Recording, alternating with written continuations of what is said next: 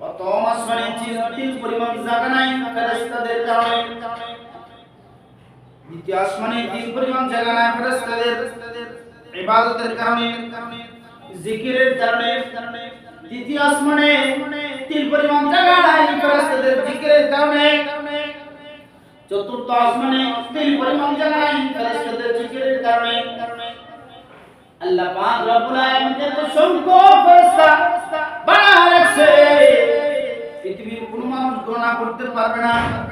তবে প্রথম আসমানের ফেরেশতা, দ্বিতীয় আসমানের ফেরেশতা, তৃতীয় আসমানের ফেরেশতা, চতুর্থ আসমানের ফেরেশতা, পঞ্চম আসমানের ফেরেশতা, ষষ্ঠ আসমানের ফেরেশতা, সপ্তম আসমানের ফেরেশতা সর্বদাই জিকির করতেছে আল্লাহ আল্লাহ আল্লাহ আল্লাহ আল্লাহ আল্লাহ আল্লাহ আল্লাহ।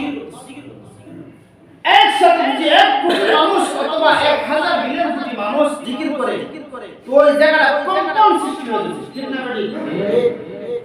আর বর্তমান নাসা বিজ্ঞানীরা রেকর্ড করে নিয়ে আসছে যে প্রথম আসমানে শূন্য থেকে রেকর্ড করে নিয়ে আসছে যে প্রথম আসমানে যেন জিকির করছে, সুবহানাল্লাহ, এবং কম্পন সৃষ্টি হয়েছে।